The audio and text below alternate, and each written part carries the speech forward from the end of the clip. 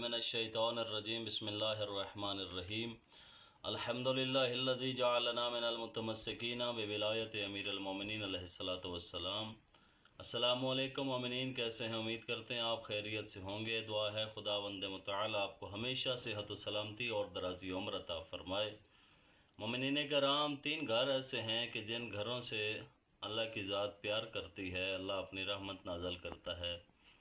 तो कौन से वो 3 घर हैं? पहला वो घर है कि जिसमें कुरान मजीद की तिलावत की जाए। उस घर को अल्लाह ताला बहुत पसंद करता है। वहाँ पे रहमत के फ़रिश्ते जो हैं वो नाजिल होते हैं और उस घर को रिज़्क़ हलाल और रिज़्क़ वसी नसीब होता है।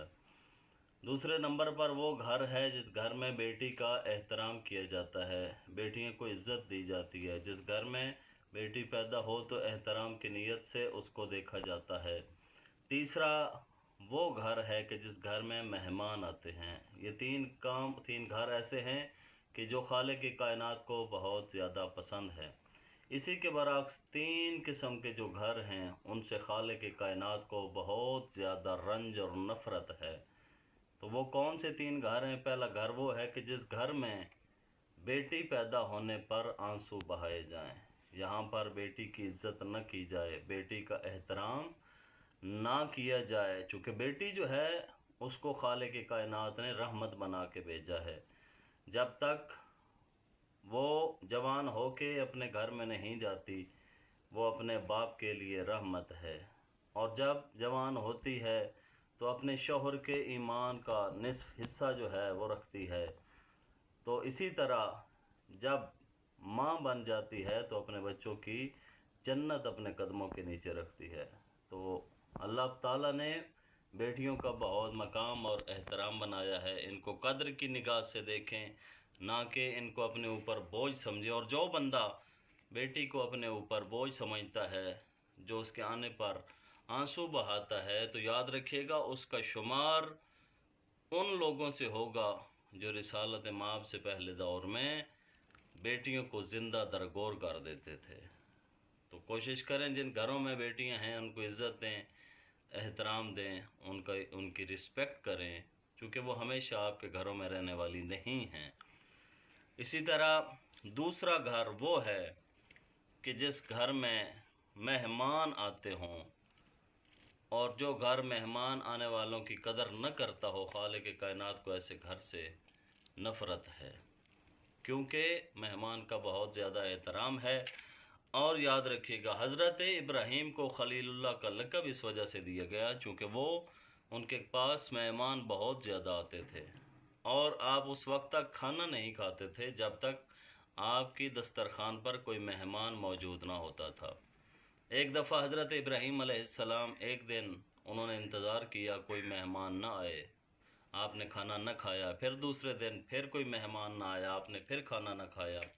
तीसरे दिन भी जब कोई मेहमान ना आया तो आपने उस खालिक के कायनात से इल्तिजा की, दुआ की कि ऐ मेरे मौला, आज तीसरा दिन है, तेरे खलील के पास कोई मेहमान नहीं आया।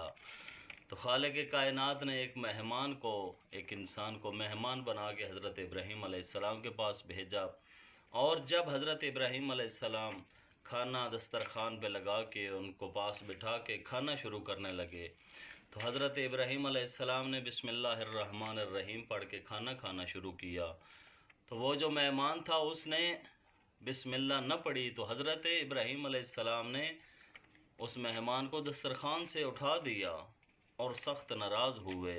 बस उस मेहमान का जानना था कि खालिक के कायनात की तरफ से फ़ौरन वही आ गई कि ऐ इब्राहीम, 80 साल से इस बुज़ुर्ग को, इस इंसान को मैं खाना और पानी दे रहा हूँ, जबकि वो मुझे नहीं मानता।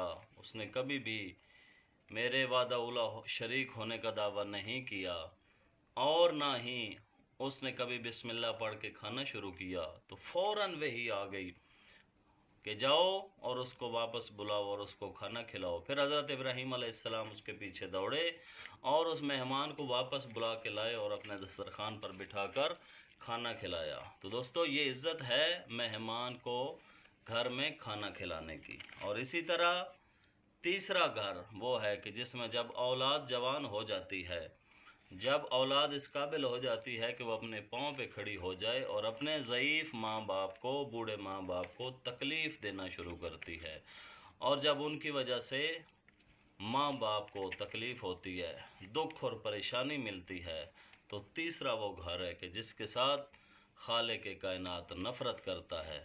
اور دعا کرتا ہوں کہ خالق لم یزل ہمارے گھروں کو ایسا بنائے کہ جس گھر میں وہ خالق کائنات خوش ہوتا ہے، اور جن گھروں پہ وہ راضی ہوتا ہے اور اپنی رحمت نازل کرتا ہے۔ اس لیے اپنے گھروں میں قرآن مجید کی تلاوت کو اپنا شعار بنائیں، بیٹیوں کو عزت دیں، اور اس کے علاوہ مہمانوں کا احترام کریں، مہمانوں کو اپنے گھر کھانا کھلائیں، اور سائلین کو کچھ نہ کچھ دے کر ضرور بھیجیں۔